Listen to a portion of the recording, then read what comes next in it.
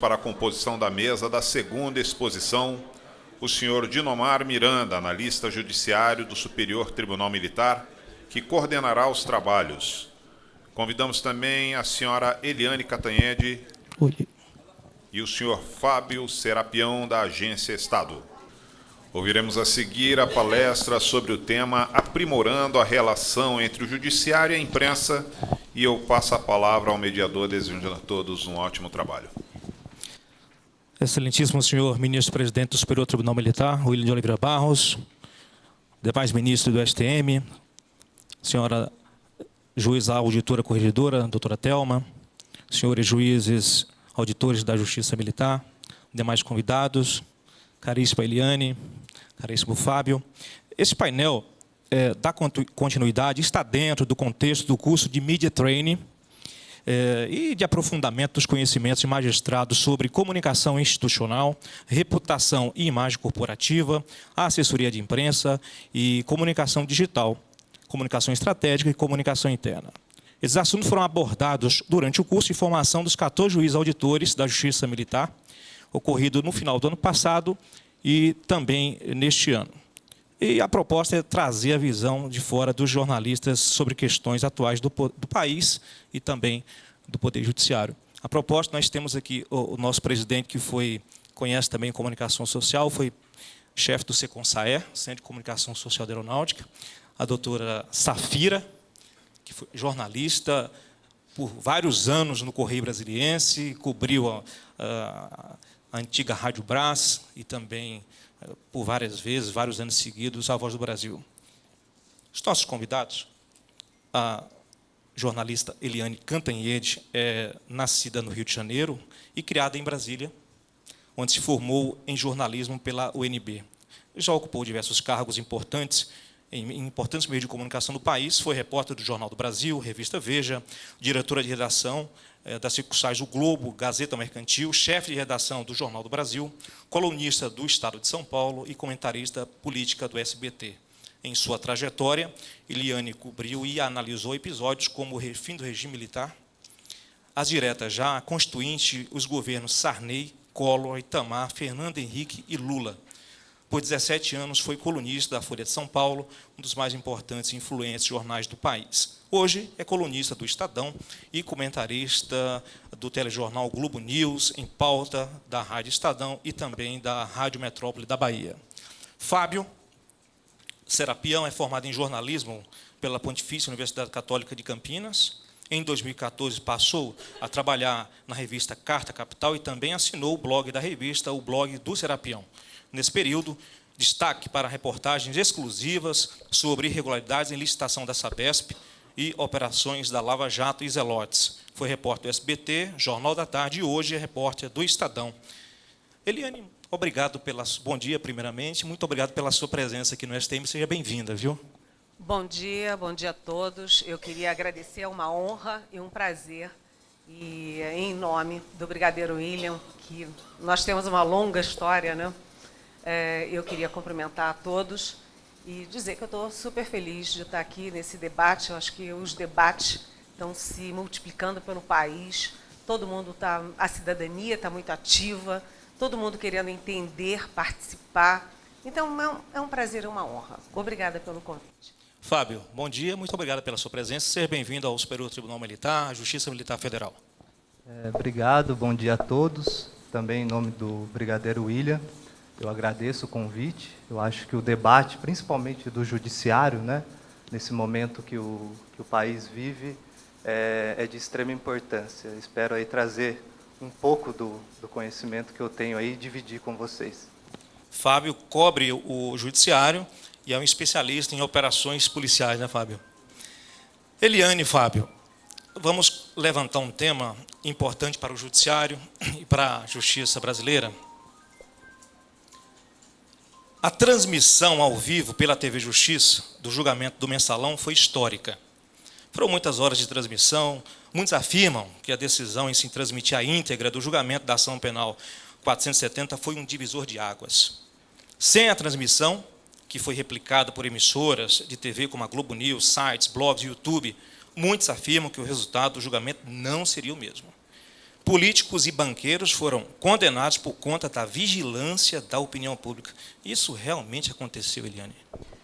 Olha, não é Você exatamente concorda? assim, porque se eu dissesse que o mensalão aconteceu, o julgamento teve aquele desfecho por causa da exposição, eu estaria dizendo que os nossos ministros do Supremo Tribunal Federal não seguiram a lei, né, a letra fria da lei, mas sim o clamor popular. Não é isso, mas que realmente a exposição, a exibição ao vivo daquele julgamento foi um marco. Por quê? Porque, como eu acabei de falar, a cidadania brasileira está cada vez mais atuante, mais ativa, mais participante. Então, a gente vê quantas vezes a gente viu alguém deu um tiro em alguém, tinha alguém com o celular gravando. Ou alguém entrou num banco e fez alguma coisa, tinha uma câmera gravando. Então, a informação hoje, ela tem uma dinâmica diferente. Quando eu comecei a trabalhar em jornalismo, século XII ou XIII, mais ou menos, eu não me lembro direito, a gente não tinha acesso às fontes, né? As fontes ficavam encasteladas. Os ministros do Supremo, os ministros dos tribunais superiores, o executivo, mesmo o ministro do executivo, só o parlamento é que sempre foi o mais aberto e também pagou um preço mais caro por ser mais aberto, né? Então, isso vem evoluindo de uma forma em que qualquer cidadão hoje conhece os nomes dos ministros do Supremo, sabe como votam, né? O debate sobre o judiciário, sobre o mensalão, sobre o petrolão, está na mesa do bar, está no almoço de domingo. Então, eu acho que a exposição, aquela transparência com a TV Justiça, né? Eu passava o dia inteiro grudada na TV Justiça e todo mundo aprendeu muito. Por exemplo, uma aula que eu me lembro assim muito bem, que é uma aula para leigos, a mudança do conceito de formação de quadrilha. O ministro Celso de Mello, que é o decano do Supremo, falando do conceito, o que era quadrilha, quando era um bandido comum lá da favela, não sei de onde, que se reunia com 3 sujeitos, e o que é quadrilha hoje, no mundo globalizado, no mundo da internet, né, no mundo do crime transnacional. Então, eu acho que a transparência e a exibição do que fazem os nossos poderosos, de qualquer poder, é super importante. E quanto mais informação, até porque eu sou da área de comunicação, quanto mais informação, melhor, né? Isso tem um preço, mas a verdade é quanto mais informação, melhor. Fábio, a transmissão para você foi um divisor de águas e respingou, por exemplo, nessa operação do ministro Sérgio Moro? O julgamento do mensalão ele é um marco não só na questão da transparência, né? Ele é um marco de como o Brasil enfrenta os crimes de colarinho branco, né? Isso é um fato. Tem um caso interessante que a gente vê. A parte do julgamento do mensalão só que teve uma transparência maior. A investigação e todo o processo da investigação e tudo que teve desde 2005 não teve uma transparência como a gente vê agora no caso da Lava Jato, né? A Lava Jato é óbvio, o julgamento na parte do STF também deve ser transmitido, mas a gente tem uma transparência ainda maior. Eu acho que todos que participam da investigação da Lava Jato citam o mensalão como o primeiro passo. Ele foi um primeiro passo, mas tem muito a caminhar. Ontem a gente teve uma fase, né, a 35ª fase da Lava Jato. Só para que vocês tenham uma ideia. A fase começa por volta das 6 horas da manhã, quando os primeiros mandados de busca, prisão são cumpridos. Às 10 horas da manhã, isso em todas as fases, tem uma coletiva de imprensa, onde os jornalistas já têm acesso a uma primeira informação de quem são os alvos, quem foi preso, como foi cumprido essas medidas cautelares. Por volta do meio-dia, 1h, depois que todas as medidas cautelares já foram cumpridas, o juízo do Dr. Sérgio Moro, a 13ª Vara de Curitiba, disponibiliza a senha e o número do processo no EPROC para todos os jornalistas. Então, a gente tem acesso a todos os documentos que embasaram aqueles pedidos de busca e apreensão, a gente tem acesso a todos os relatórios de inteligência que foram produzidos ali. Então, dessa forma, tanto a imprensa, como a população, como o próprio juiz, ele tem uma tranquilidade maior para encarar aquilo. Ele sabe que ele não pode errar, que ele não pode ser levado para outros caminhos, porque está todo mundo vendo aquilo. É óbvio que, como a Eliane disse, o Supremo não julgou o Mensalão daquela forma porque estava transmitindo. Não, o Supremo tem um trabalho próprio e uma visão própria. Não depende da população para dizer o que ele tem que fazer. Mas ele tem uma tranquilidade maior para decidir, sendo que a população está acompanhando. Porque imagina se ele julga aquilo fechado numa sala, e depois quem quer que seja levanta uma suspeita sobre aquele julgamento que não foi televisionado, que ninguém viu. Aquilo pode comprometer o resultado do julgamento, né? Quando você torna isso tudo transparente, de uma forma muito transparente, como é o caso da Lava Jato, você evita isso, você evita qualquer tipo de suspeita sobre o julgamento. Isso é bom para quem bom para quem está sendo investigado, para quem está sendo julgado e para a população.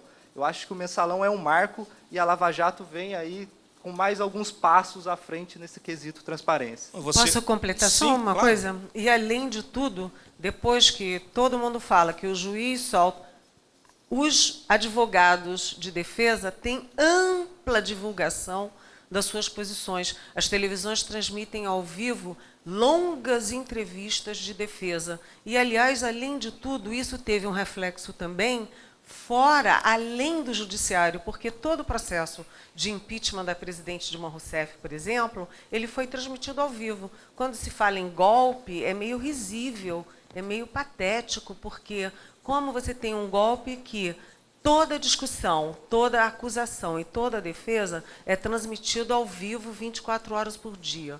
Todo mundo tem acesso pela internet, pelas rádios, pelas televisões, por tudo. Então, a defesa também tem ampla visibilidade, né? Como citam aí, né, nunca na história do país eu acho que a defesa teve tantas condições e meios para exercer o seu papel de defesa. Na Lava Jato, isso é claro. Se a mídia tem acesso, você acha que o advogado não tem acesso? Está lá, é público. Meu irmão, lá em Minas Gerais, se eu passar a senha para ele, ele consegue ter acesso aos mesmos documentos que a defesa tem acesso, que eu, jornalista, tenho acesso, e que o juiz tem acesso e vai julgar com base naquilo. Então, eu acho que a gente viveu um tempo, isso é um processo histórico, em que o advogado poderia, sim, dizer que não teve acesso a todas as provas, a todo o material que tem dentro daquela investigação, daquele processo. Hoje, ao menos no caso da Lava Jato, isso não é possível de se dizer. Ô, Fábio, a gente sabe que transparência é um processo. Qual o impacto para o Poder Judiciário, para o juiz, para o magistrado, para o ministro, tem quando você abre, por exemplo, um processo desse e todo mundo tem acesso? Isso pode influenciar no julgamento? É até melhor para ele? Por exemplo, o juiz Sérgio Moro, ele usa a imprensa, entre aspas, a seu favor, querendo ganhar a opinião pública. Eu acho, foi como eu disse, eu acho que é a tranquilidade no julgar. Quando você tem algo que está todo mundo acompanhando aquilo, você se sente mais tranquilo. É óbvio que eu não posso dizer aqui, seria até errado da minha parte, que ele se sinta pressionado ou que ele se sinta, de alguma forma, ameaçado. Ele tem um cargo público. Qualquer pessoa que tem um cargo público, ele deve satisfação à sociedade. Se ele deve satisfação à sociedade, já está implícito que tudo que ele faz é público. Então, a transparência é nada mais do que ela sacramenta o que está na Constituição, de que o que é do povo e emana do povo. O judiciário também é um poder que deve satisfação ao povo. Então, não tem por que ser diferente, não ser transparente. Eu acho que só dá tranquilidade. Eu não vejo ponto negativo em se dar transparência ao processo. É óbvio, existem casos e casos. No caso que envolve menor, um caso que envolve estupro, um caso familiar, você não precisa dar transparência a isso, a não ser para as partes, né? Mas nos outros, principalmente que envolve desvio de dinheiro público, eu não vejo por que não ter uma transparência absoluta. É coisa pública, é dinheiro público. Então, o público tem que ter acesso a isso. Eliana, é acertada, então, essa estratégia do juiz Sérgio Moro? Pegou como base a Operação Mãos Limpas da Itália. É acertada usar a imprensa, tentar ganhar opinião pública, principalmente contra banqueiros, contra políticos poderosos? Olha, eu discordo só do verbo. Eu não acho que o juiz Sérgio Moro usa a imprensa, porque para ele usar a imprensa, você tem que partir do pressuposto de que a imprensa quer ser usada, né? Eu tenho até um bom contato com o juiz Sérgio Moro, mas eu não me sinto usada por ele, né? Agora, eu acho que numa sociedade complexa como a brasileira, num momento muito particular da história brasileira, em que você está mexendo, nenhum de nós aqui imaginou que a gente viveria um momento em que todos os presidentes das maiores empreiteiras brasileiras estivessem presos, que o presidente do partido do presidente da República está preso, não um, mas dois, os tesoureiros, o ministro da Fazenda, depois o outro ministro da Fazenda, estão sendo presos e prestando informações à Justiça. Então, acho que, nesse contexto, o juiz Sérgio Moro ele percebe que a sociedade brasileira não é um agente passivo, um telespectador, que fica na sua casa recebendo a notícia que a Eliane e o Fábio passam, né? Ou que o documento dele passa. A sociedade brasileira passou a ser um ator importante, não apenas no processo político, mas no processo histórico brasileiro. Então, o juiz Sérgio Moro ele faz o que todo mundo tem que tentar fazer, que é ter uma interlocução com a sociedade. E o que é a imprensa? O que somos nós? Nós somos intermediários entre poderes, e isso aí num aspecto muito mais amplo. Eu não estou falando agora só em poder institucional, mas poderes, por exemplo, o poder econômico, o poder sindical. Nós somos intermediários entre os poderes e a sociedade. Então, o juiz conversar com a gente é uma forma de manter a gente bem informado e a gente ter uma coisa fundamental na comunicação, que é ter todos os lados. Porque, senão, você corre o risco de ter parte pris. Se eu ouço só um lado, eu fico contaminada por aquele lado. Veja bem, jornalista, quando o jornalista vai conversar com cada um de vocês, vocês têm que olhar para aquele jornalista e ver o seguinte: primeiro, ele não é militar.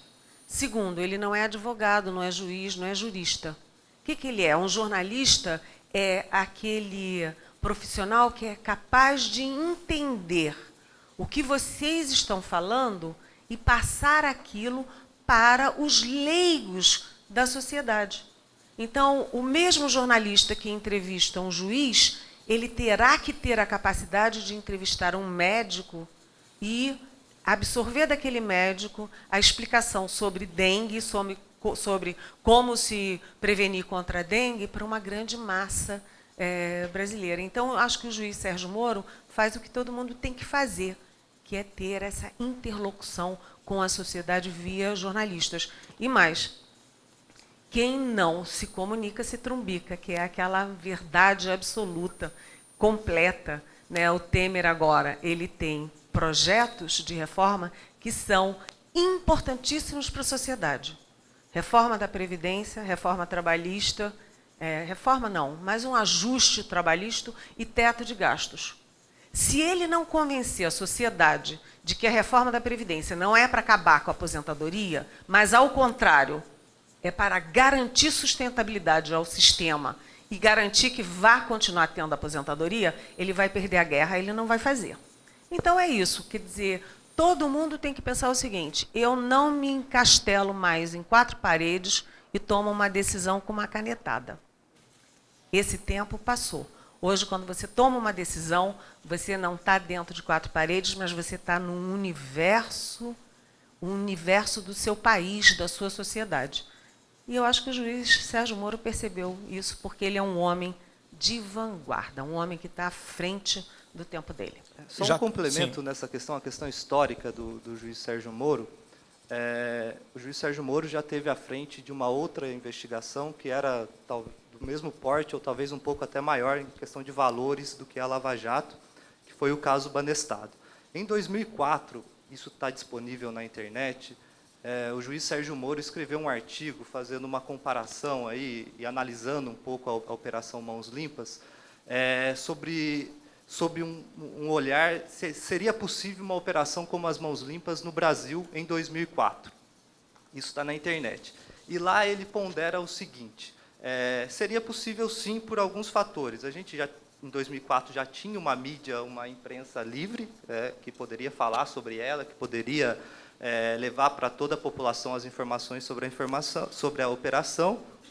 A gente tinha uma corte superior, segundo ele, um pouco ainda sujeita a alguns interesses políticos, e a gente teria que ter, para conseguir uma operação do porte das Mãos Limpas, o que a Eliane disse, uma comunicação muito boa com a imprensa para que aquela posição da investigação e aquelas informações fossem levadas de maneira clara.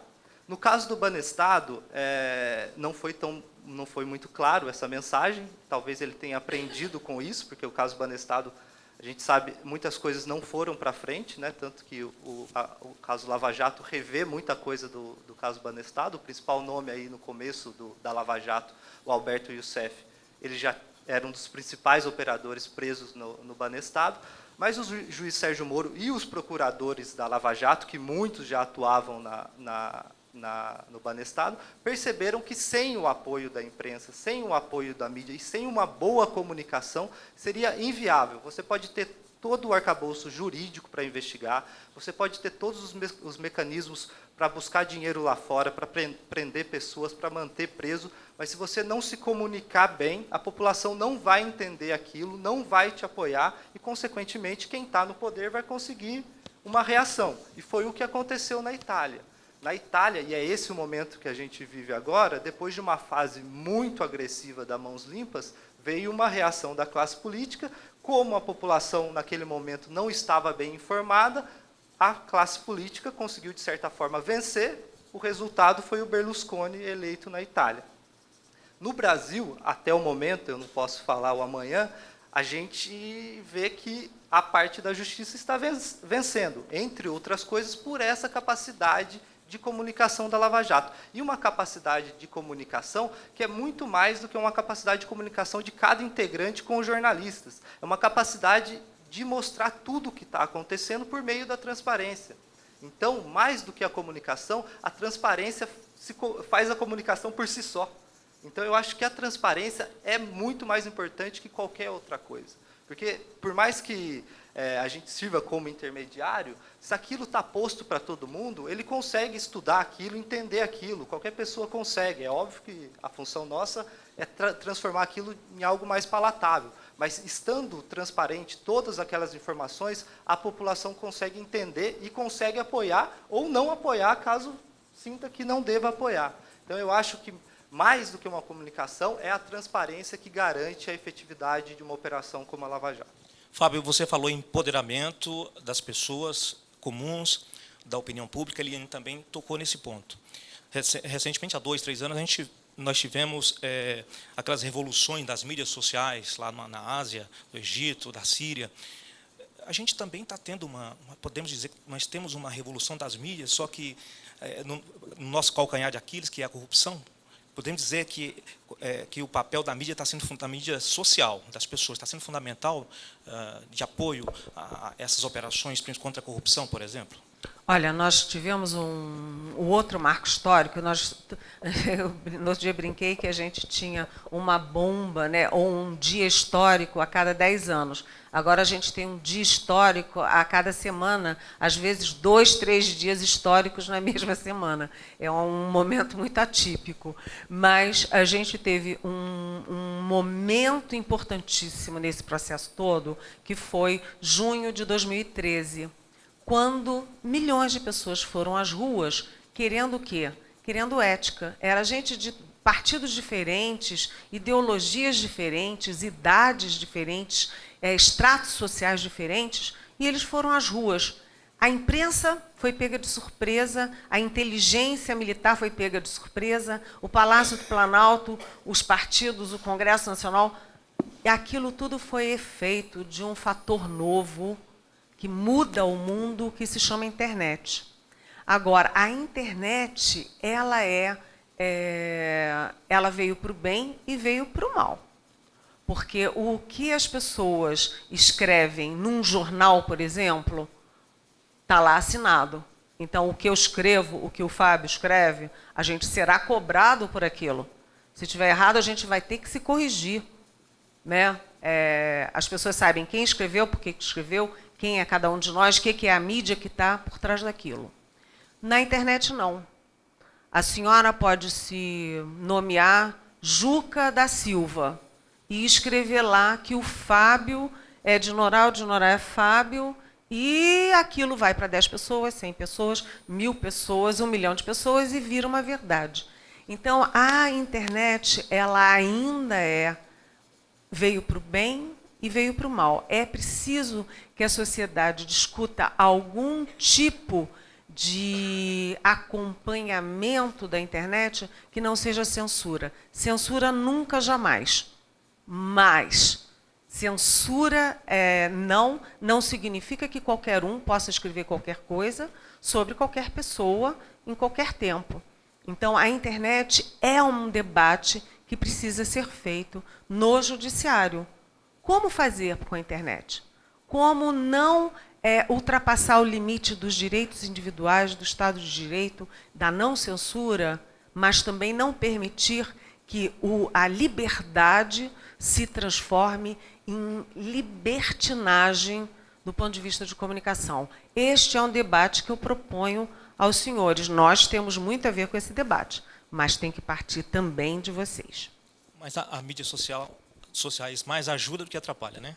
Olha, eu acho que sempre ajuda, mas eu acho que como é algo novo, a gente está vivendo naquele momento de orgia, assim, né, onde se pode tudo, se faz tudo. Eu acho que com o tempo a gente vai conseguir chegar nesse patamar que a Eliane cita, que é não ter uma censura, mas também ter limite, né? A gente não pode ficar à mercê de tudo que se fala na internet, sendo que a pessoa pode se esconder atrás de um perfil falso, enfim.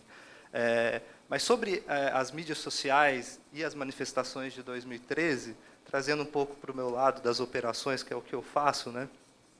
Pouca gente fala, mas foi de extrema importância. Depois das manifestações de 2013, da pressão popular na internet, que a gente teve a lei de organização criminosa, a lei anticorrupção, que sem isso não teria Lava Jato. Sem a lei de organização criminosa, que é de 2013, logo após as manifestações, a gente não teria Lava Jato, porque a gente não teria a delação regulamentada como ela é hoje, a gente não teria o suporte jurídico que a Lava Jato tem. Tanto que a gente já teve outras operações que chegaram no mesmo esquema que a Lava Jato, a gente teve Castelo de Areia, a gente teve outras operações que se perderam aí em cortes superiores, por motivos vários, mas também por conta de uma falta, uma ausência de regulamentação nesses instrumentos que são utilizados na investigação dos crimes de colarinho branco. Então, eu acho que é fundamental as mídias sociais, a internet, mas a gente vai ter que alcançar um meio termo aí, sem deixar ser essa orgia que é hoje, mas também que não se censure ninguém, né? Saindo um pouquinho de Lava Jato, de política, vamos passar um pouco para o nosso dia a dia. A linguagem jurídica, o juridiquês, sempre foi um problema de comunicação do judiciário com a sociedade, pauta recorrente de reclamação, que obviamente gera distanciamento do judiciário com a comunidade. Mas, nos últimos anos, o Poder Judiciário tem investido em comunicação, em jornalismo, tentando traduzir os seus julgamentos, suas decisões, numa linguagem mais cotidiana, até publicando seus sites e fazendo aqueles releases. Essa estratégia tem surtido efeito, Eliane? Ou o juridiquês ainda é uma barreira enorme para a comunicação? Olha, eu acho que, olhando de fora, né, para dentro, tem 3 problemas nessa relação entre o judiciário e a mídia. O judiciário tem medo da mídia. Já teve muito mais. Hoje tem menos, mas ainda tem. Né? E vem um repórter aí. Ai, que medo. Não pode ter medo, porque o espaço está lá. O espaço de televisão, de rádio, de jornal. Ou você ocupa, dando a sua versão, a sua história, contando os seus bastidores, ou aquilo pode ser usado contra você. Então, é medo. Não tem que ter medo de jornalista. Pelo contrário. O segundo é isso, é a linguagem. né? Como o jornalista, o repórter que está ali conversando, ele não é da área jurídica, ele muitas vezes tem dificuldade em assimilar a linguagem. Isso, quando eu era jovem jornalista, era um problema, porque o jornalista de economia, ele queria escrever em economês. O jornalista do judiciário queria escrever em judiciarês. E aí é o seguinte, o público-alvo dele não entendia nada, porque o jornalista não está escrevendo para a sua fonte. Tá? O jornalista está ouvindo a sua fonte e escrevendo para a grande massa. Se o jornalista começa a assimilar a sua linguagem e escrever como você fala, você está cortando a comunicação dele na ponta que interessa. Então, conversar com o jornalista é conversar como você está conversando com um leigo que é um leigo mais qualificado, porque acompanha, sabe, estuda, mas, de qualquer jeito, não é advogado, não é formado em escola de direito.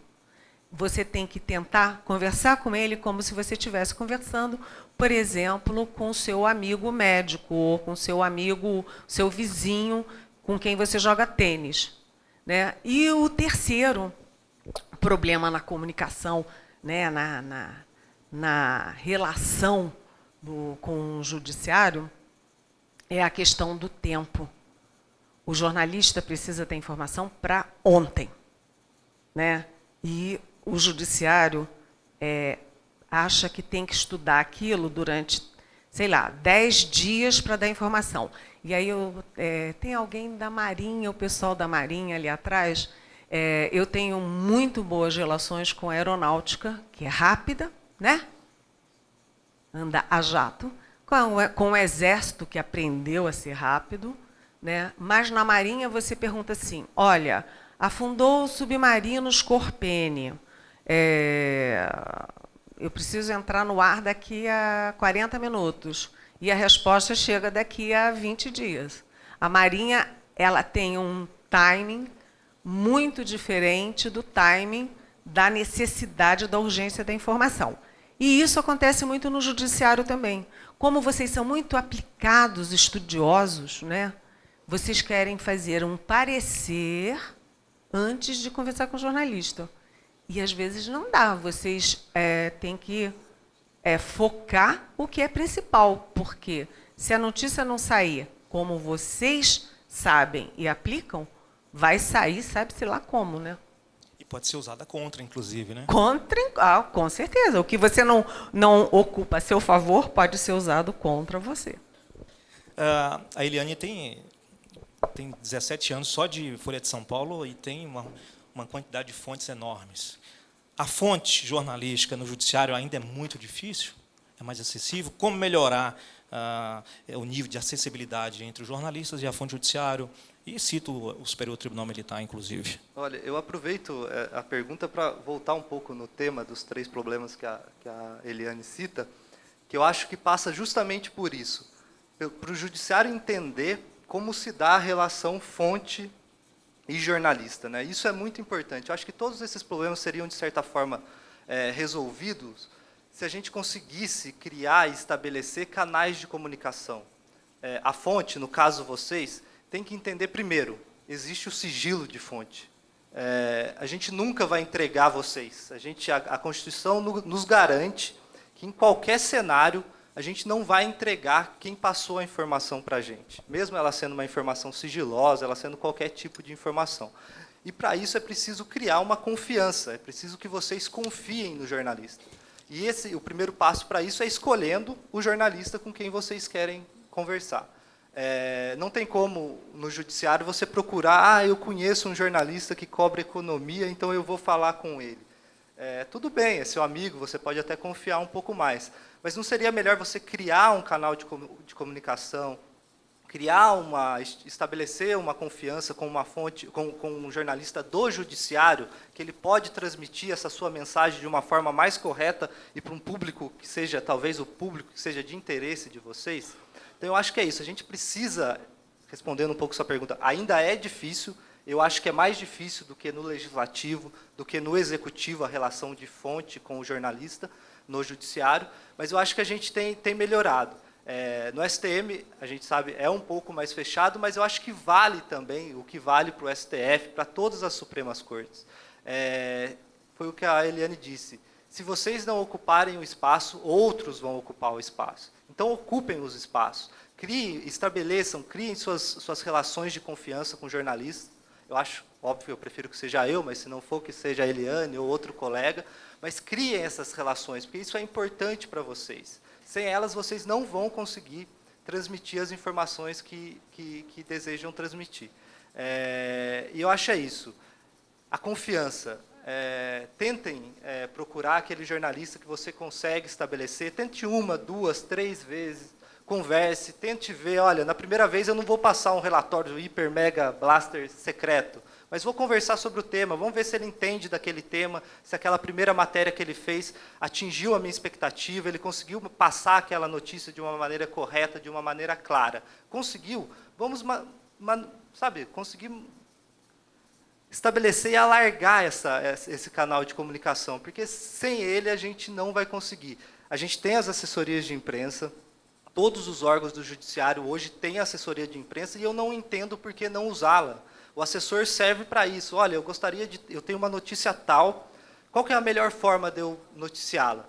O assessor, eu tenho certeza, ele sabe, olha, para essa notícia, talvez a Eliane Catanhede, ao vivo, lá no Em Pauta, seja mais fácil, que é uma notícia que precisa ser dada agora. Olha, é uma notícia um pouco mais complexa, precisa ser escrita, jornal, é uma reportagem um pouco maior, ele vai procurar um repórter de jornal para passar essa informação. Mas o importante é que vocês saibam que é possível ter essa relação de confiança com o jornalista. O jornalista também é um ser humano, tem aqueles que são confiáveis e aqueles que não são confiáveis. Mas eu garanto que tem muito mais confiáveis do que não confiáveis, e essa relação é muito importante, e sem ela não há comunicação. Posso acrescentar Sim, só claro. um pouquinho? Porque eu acho que isso é uma parte do nosso debate aqui que é do dia a dia, né? Que é da realidade.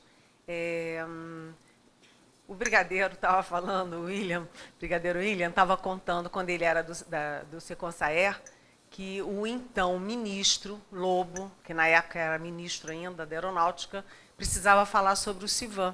E aí ele foi lá, o brigadeiro William me chamou, e eu fiz uma entrevista de 3 horas com o brigadeiro Lobo. O jornal deu muito bem, ele deu a versão dele, aquilo vale para o público interno dele, para o público externo dele, para o mundo político. Foi uma experiência super bem sucedida. Agora, dentro disso que o Fábio estava falando, é preciso ver também o tipo de veículo e o tipo de profissional. Porque é diferente você conversar com a rádio, é diferente você conversar com a televisão, com o jornal, com a revista e com a internet. São mídias diferentes que exigem um traquejo diferente. Você não pode chegar na rádio e fazer um discurso de 10 minutos ou 15 minutos como você conversaria com alguém de jornal. Porque aquilo vai ser editado. E a edição é o quê? 50 segundos, 1 minuto, e você corre o risco, se você falar 15 minutos, da edição não captar aquilo que era o seu recado. Vai ser um outro trecho que era secundário, na sua opinião, e que o editor, ali na pressa, pinçou correndo. Então, falar para a rádio é falar curto e grosso, é ter na cabeça qual é o meu recado. Falar para a televisão, a forma é super importante. A forma é super importante. Se você fala de cabeça baixa, com a voz baixa, olhando distraído, você passa uma sensação de não credibilidade. Então, conversar, falar com um jornalista na televisão é como se você estivesse conversando com ele, sempre sucintamente, porque também tem corte, televisão tem tempo muito medido, mas você tem que cuidar da forma, olhar direto, falar de forma clara e falar de forma curta também. E, por favor, não me apareça descabelado, com a gravata torta e com a barba por fazer, porque a impressão ficou horrível. Aí não é uma questão de society, não. É uma questão de comunicação mesmo. E outra coisa, dentro dos próprios jornais e revistas, você tem um repórter que quer saber os fatos, que é a informação, a notícia explicada. E você tem repórteres mais qualificados, como o Fábio, que eles, além de dar o fato à reportagem, eles também analisam. E aí vocês têm os velhinhos como eu, que além do fato e além da análise, opinam.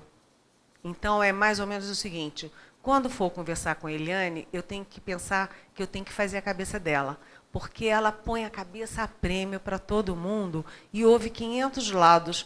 Então, ajudem a fazer a cabeça a opinar. Então, informação notícia, informação análise e informação opinião. Quer dizer, esse leque é bom vocês terem em mente, porque isso é que faz a boa comunicação.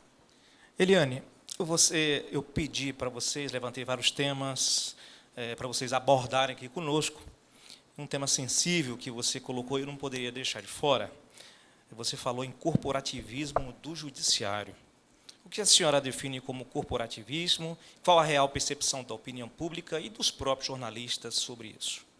Olha, eu não sei se você vai concordar comigo, mas a coisa que mais me incomoda quando eu vou fazer palestra para juiz é que você quer discutir o país, a Lava Jato, etc., e todo mundo começa a falar o salário, a moradia, o juiz. O judiciário tem uma imagem muito corporativista.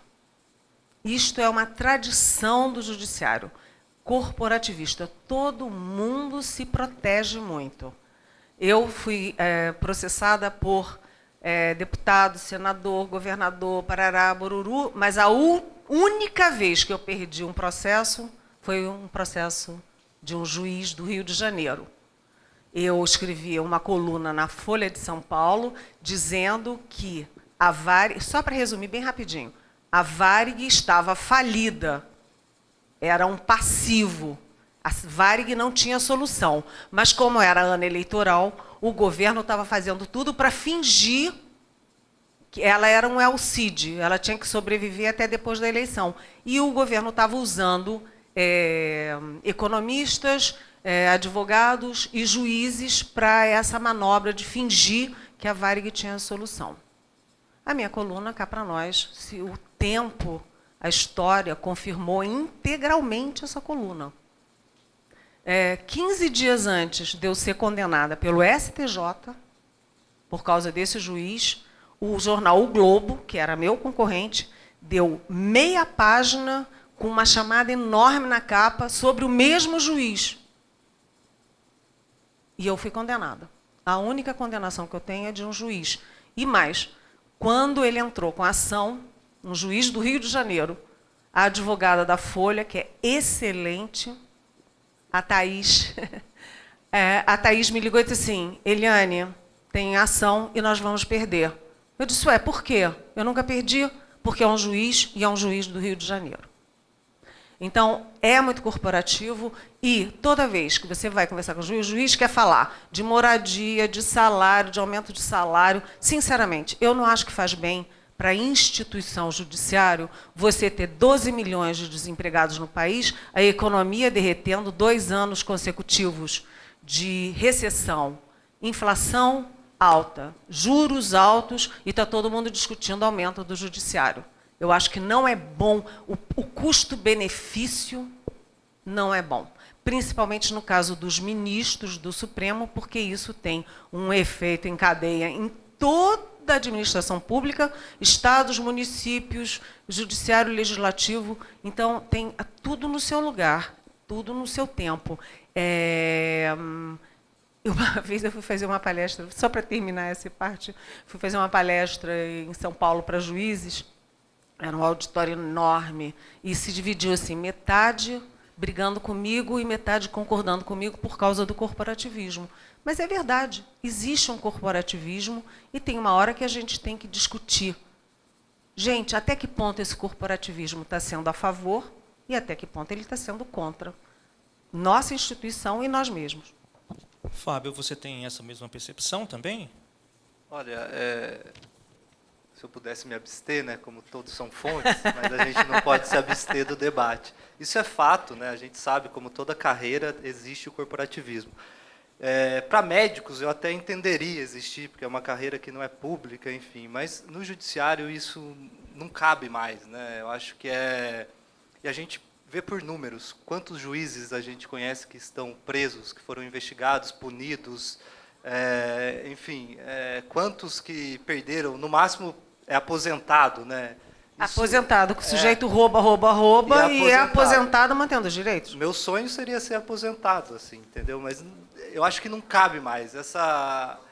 O judiciário cada vez, por conta da situação do país, o judiciário cada vez mais, eu acho, nos próximos 5 anos, vai se tornar o poder mais, não só mais forte, como mais visado, porque o judiciário vai atuar muito daqui para frente. A gente só está no começo de um processo. Então, já que ele quer esse status, já que ele quer esse espaço, ele também tem que pagar o preço por isso. E pagar o preço por isso é ser mais transparente e deixar de ser mais corporativista. Eu acho que a Lava Jato, invariavelmente, vai chegar em um ou outro magistrado, promotor, enfim. E a gente tem que saber lidar com isso, e não é pelo corporativismo, é sabendo que a gente tem que cortar na própria carne. Sem isso, não vai ser possível avançar. Chegando ao final, porque você tem que viajar, né, em cima da hora, eu cometi uma gafe, eu não cumprimentei o ministro Péricles, e o ministro Péricles é jornalista de carreira, chefe de redação, chefe de reportagem, foi para o Ministério Público e depois foi nomeado ministro pelo Tribunal Militar. Uma honra tê-lo aqui. Eliane, por fim, como jornalista, como cidadã, qual o recado que a senhora deixa aos magistrados da Justiça Militar da União nesse curso de formação continuada? Qual o recado que a senhora deixa? Primeiro, conversar. O que eu faço a minha vida inteira? O que é ser jornalista? Eu converso, eu ouço, né? Conversar não dói. Conversar com um jornalista, mesmo que não tenha um fato específico. Você está lá, naquela sexta-feira de tarde tranquila, convida ali os repórteres que cobrem o judiciário, vem tomar um café. O que vocês estão vendo que a gente pode trabalhar junto? O que é uma notícia que pode ter interesse para uma grande massa? Porque, às vezes, vocês não têm muita noção do que é notícia.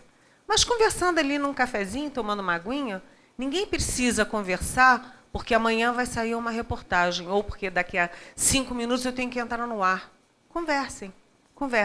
Vocês conversando, vocês vão conhecer os jornalistas, vão entender o tipo de demanda dos jornalistas, eles vão conhecer vocês e vão conhecer que tipo de informação de vocês que vai interessar a opinião pública. Então, meu primeiro conselho, modestamente, minha sugestão, conversem.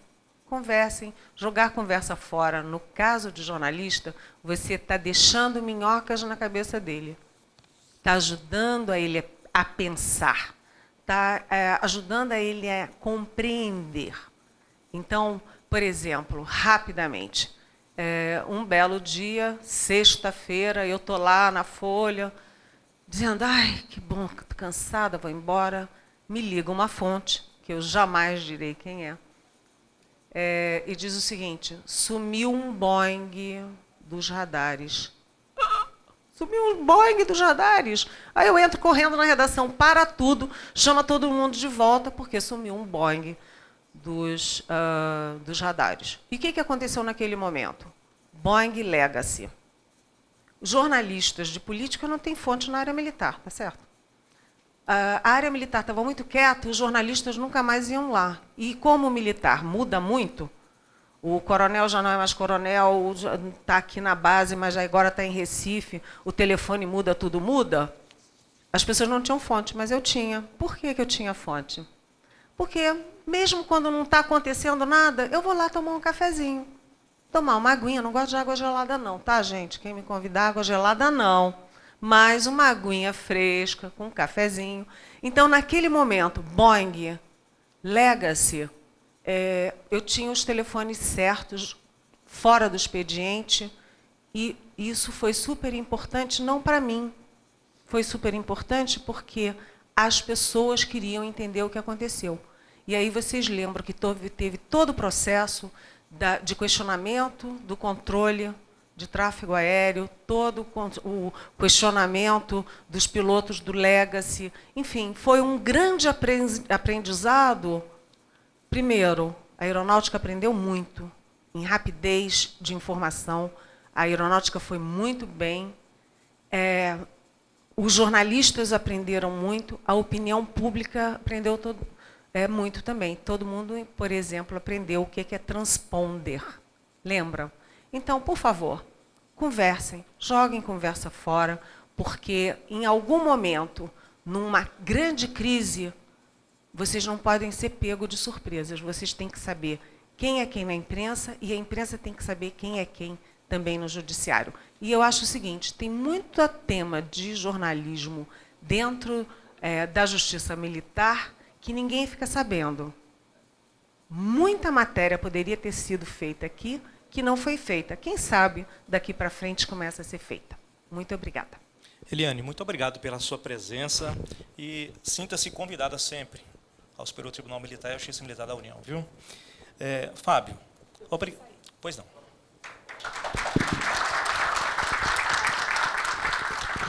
Eu acho que o Fábio vai ficar mais um pouquinho. Só um pouquinho para a despedida e bem, o então recado final dele. Desculpa, eu pensei que eu fosse sair antes. 11h40. Eu preciso ir, senão eu vou perder meu voo. Muito obrigada, foi uma manhã ótima. Obrigada.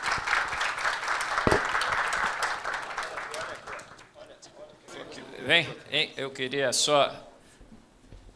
temos aqui... entregar uma lembrança aqui, nossa, aqui. Mas era só para dizer rapidamente que eu não fui à fonte, que ela disse que não ia contar. Ela morre, mas não fui à fonte. Né? Mas poderia ter sido, porque eu estava, na hora do fato, eu estava lá no Condabra, acompanhando aquilo tudo. Lá e tal, mas não fui à fonte. Poderia ter sido com muita satisfação. Mas mais uma vez, agradecer a jornalista Eliane Catanhede, né, dessa presença. Lamentavelmente, ela tem que embarcar agora... em torno de 1 hora, eu vou acompanhar a senhora até o veículo, para que não atrase nada. E o Dinomar continua, né? Então, seu recado final, e já agradecendo a sua presença aqui, Fábio. O recado final, a Eliane já disse tudo, mas eu acho que se tiver que procurar um jornalista, que me procurem, que a gente sempre vai estar à disposição. Mas, tirando a brincadeira, é isso. Eu vou contar um exemplo aqui que exemplifica o caso que ela citou. Todo mundo sabe que a Lava Jato se dá muito bem com a imprensa por conta da transparência, a gente já falou disso tudo, né? Semana retrasada, umas 4 semanas, teve uma outra operação, eu não vou nem citar o nome da operação, também uma operação grande que teve aqui em Brasília, que num primeiro momento não quis ter tanta transparência, dar tanta transparência como a Lava Jato dá. E um juiz que, no caso, se diz um pouco arredio a jornalista, porque jornalista fala demais, jornalista publica o que não é verdade, enfim. Aconteceu que teve essa fase da operação, ele não disponibilizou nada sobre a operação, nem um release, nem nada foi publicizado. No outro dia, todos os jornais deram matéria, todos os jornais se equivocaram na matéria sobre a operação. Não tinha uma reportagem nem do Globo, nem do Estadão, nem da Folha que estava 100% correta. Todas tinham alguma falha de informação. Falha básica, o nome da pessoa que tinha sido presa não era aquela pessoa, a pessoa que tinham citado que estava presa ainda estava foragida, a pessoa que tinha sido alvo de busca havia sido colocada como pessoa que havia sido presa. Eu cito isso para falar, a transparência e os canais de comunicação entre os juízes e os jornalistas é uma ferramenta de extrema importância. Foi como a Eliane disse, não é porque vocês vão nos receber, vão conversar, que no outro dia vai sair uma reportagem sobre isso. A gente está aqui só para conversar, vamos tomar um café? Eu estou até com um começo de gastrite por conta do café. Porque a gente toma café, se você me chamar 5 vezes na semana para tomar um café, eu vou vir até aqui, ouvir o que vocês têm para falar. Se no final da conversa, olha, mas eu acho que isso não é alvo de uma matéria agora, não deve ser citado, isso não vai ser citado, vai ficar comigo em um momento posterior, quem sabe pode virar uma reportagem. Eu cito isso para reforçar. Tentem criar esses canais de comunicação com os jornalistas. É óbvio que eu prefiro que seja eu, mas em não sendo eu, pode ser qualquer outro jornalista da confiança de vocês. Procurem isso, porque em algum momento isso vai ser necessário para vocês. Enfim, eu acho que a mensagem é essa. A mídia, os jornais, as revistas, a TV, elas trabalham com o interesse público. A priori, deveriam trabalhar com o interesse público. Então, utilizem essa capacidade da mídia de falar com o máximo possível de pessoas. E, obviamente, mais uma vez, estamos à disposição. A nossa intenção com a Eliane Cantanhede e com o Fábio era, depois desse bate-papo, a gente abrir as perguntas, mas houve um atraso. Mas ele se dispôs ainda a responder perguntas, se alguém quiser fazer uma pergunta. A ministra Maria Elizabeth, por gentileza. Muito prazer, eu sou Maria Elizabeth, e a minha pergunta é muito simples. Existe hoje uma grande discussão a respeito do direito ao esquecimento. E eu gostaria de ouvir a sua opinião acerca dessa controvérsia, porque, sob o ângulo freudiano, eu acho que não é nada mais justo. Mas, sob a perspectiva histórica, eu tenho sérias dúvidas acerca disso. Então, a minha pergunta é, o direito ao esquecimento compromete a informação e a história? Eu tenho uma opinião muito minha da questão do direito ao esquecimento. Eu acho que ele tem que valer, e valer de forma muito eficiente, para casos particulares. Um ator que foi publicado uma matéria que ele traiu a mulher, enfim, isso eu acho que vale. Quando envolve poder público, dinheiro público, qualquer coisa que seja pública, eu não entendo o porquê disso valer. Eu cito um caso, eles falam muito do direito do esquecimento agora por conta da internet, que você tem um acesso mais fácil. Mas antigamente isso já acontecia. Você vai no acervo do Estadão, você pega o que foi publicado em 1912. E vai valer para isso também? O Estadão vai ter que tirar isso do acervo dele? Então, eu acho que o direito ao esquecimento deve valer em casos particulares, quando tem a ver com o foro privado, com a coisa privada. Quando tem a ver com a coisa pública, eu acho que daí não, porque daí é história. É história, não tem mais o que passa da questão pessoal e vai para uma questão pública. Daí eu acho que o direito ao esquecimento não deveria valer como certas pessoas defendem hoje, que ele valha para tudo, né? Qualquer coisa que eu acho que não tenha mais por que estar ali, eu posso acessar via lei do esquecimento, via a questão do esquecimento, e tirar isso da internet. Eu acho que só para a questão privada. Muito obrigada. Mais alguma pergunta? O artigo 37 da Constituição Federal, ele estabelece uma série de princípios que a administração pública, de forma geral, tem que cumprir. Pela ordem, legalidade, impessoalidade, que significa que os atos que eu pratico não são meus. Eu pratico atos em nome do Estado juiz. Poder não é meu, poder é do povo. Pessoalidade, então, é o segundo princípio. Depois, moralidade, publicidade, é o quarto princípio, e, por fim, eficiência.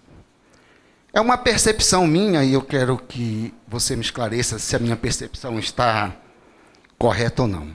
Eu venho observado que nas últimas décadas, as autoridades públicas vêm colocando a publicidade na frente da impessoalidade. E, com isso, vem buscando os holofotes para se promover pessoalmente, o que é proibido pela Constituição. A minha percepção está correta ou é pura ilusão? Eu acho que depende dos poderes. Eu acho que no judiciário isso é um pouco menos corriqueiro, né? No legislativo e no executivo isso acontece de uma forma mais abrangente. Mas eu acho que isso também, e tem um caso super interessante, você pega o Brasil numa crise dessa, os gastos com publicidade, que nada mais são do que gastos para promover quem está no poder, não as ações do governo, né?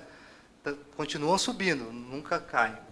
Mas eu acho que isso é uma questão da população, isso passa um filtro, a população é um filtro para isso, né? A população, uma população no estado ideal, ela iria filtrar aquele agente público que utiliza o poder para colocar a pessoa dele à frente de todo o resto, né?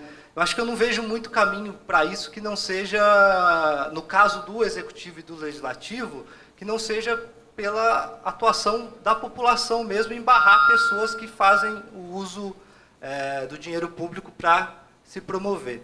No caso do Judiciário, eu acho que isso é uma questão interna que a gente tem o CNJ hoje para punir juízes, promotores, procuradores que queiram aparecer mais do que a investigação.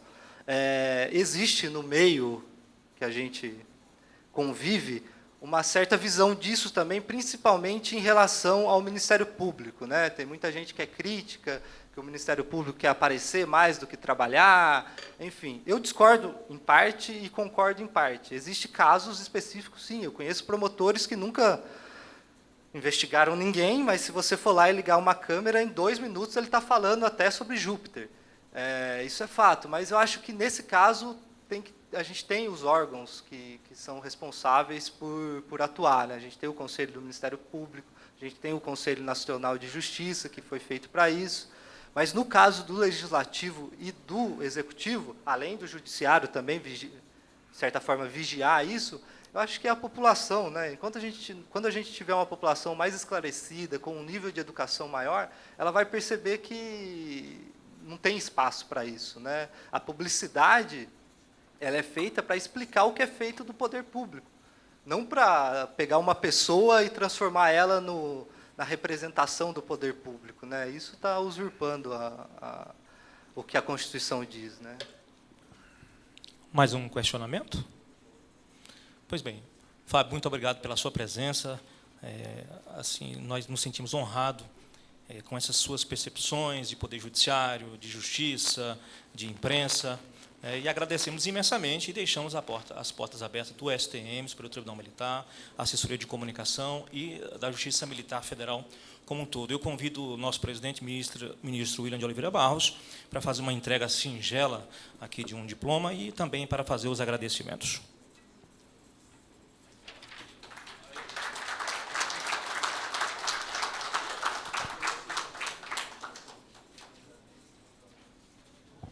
Obrigado. Bom, o agradecimento eu não fiz para a jornalista Eliane Catanhede, mas eu gostaria, ao Fábio, de deixar aqui a nossa eterna satisfação de tê-lo aqui presente, como também, pelo que eu pude ver no passado, eu acho que tem uma visão muito aberta sobre o papel da imprensa no mundo, não diria nem no Brasil.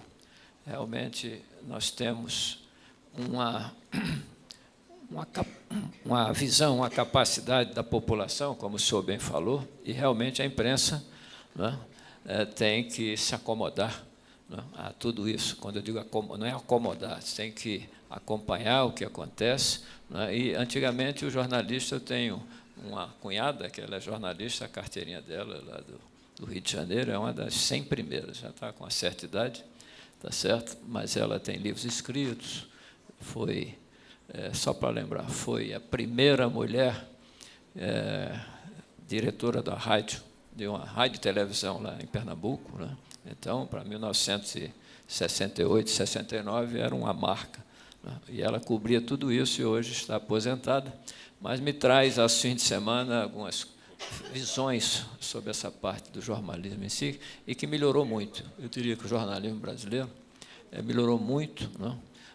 Desde a época, né, o pessoal sempre comenta sobre a liberdade de expressão. Eu comentei há pouco na minha sala sobre direitos humanos, né, os direitos humanos, liberdade de expressão, e ampla defesa e contraditório, mas tenho a certeza que a Justiça Militar da União, pelo pouco que eu conheço, é uma justiça amplamente democrática, apesar das dificuldades. É uma justiça, fazendo aqui o meu lobby, né, aproveitar, é uma justiça que está à disposição, né, de todos, sempre esteve aqui, a nossa área de comunicação social, E nós temos algo muito importante, que a ministra Elizabeth, né, que é a primeira mulher na Justiça Militar da União, né, desde 1808, apesar dela ser jovem, como eu digo, não é certo? A Justiça é de 1808, mas ela deve ter uns 38, 48 anos no máximo. Mas eu diria que existem essas aberturas todas, aprendemos muito. Né? Quando eu digo aprendemos muito, porque o nosso tribunal, né, é uma composição mista. Nós temos 10 militares e 5 civis de alto saber jurídico, né? E procuramos fazer uma divulgação junto não só à mídia, todas as mídias, como também junto às universidades, com suas palestras, né, e tudo isso mais. Mas eu diria que os tempos são outros, né? Nós estamos aqui à disposição, certo? Temos procurado fazer os devidos contatos quanto a essa área da imprensa, principalmente, através da TV Justiça. E diria que nós estamos totalmente vinculados, né, com essa visão ligada à importância e à vivência do jornalismo em si, da comunicação social, com seus ramos, né, de jornalista, relações públicas, etc. E quando eu pude trabalhar como chefe da comunicação social da aeronáutica, eu tinha na minha mesa, no quadro, uma foto do repórter, né, e com mais ou menos uns 30, né, a dificuldade que a Eliane falou, 30 assuntos a serem debatidos. Então, o chefe de linha, de produção, né, ele chegava de manhã cedo, chamava os repórteres e dava com a seta, não sei se é conhecido, ele dava uma seta. Aí, na hora que atingia aquela seta, ele ia cobrir a área militar. Então, ia cobrir algo na área de comércio internacional, ou ia cobrir uma área ligada aos portos, vias navegáveis. Então, é tão heterogênea a função do repórter, né, que ele tem que ter uma visão muito ampla de tudo no mundo e procurar, quer dizer, as altas autoridades do país, temos que ter a devida paciência, não é paciência, entender o que é que o repórter quer saber e procurar auxiliá-lo no seu mistério. Então, essa é uma visão assim bastante rápida. Eu já convidei, ministra Elizabeth, para o nosso próximo evento, que será em março, né, sobre os países lusófonos. Nós aqui estaremos abrigando todos os países de língua portuguesa e o tema principal será direitos humanos nos países lusófonos. Então, já deixo aqui o convite à Vossa Senhoria, como também já fiz a jornalista Eliane Catanhede, nos dias 6, 7 e 8 de março, se eu não me engano, para tratarmos desse tema tão importante, que é a área de direitos humanos.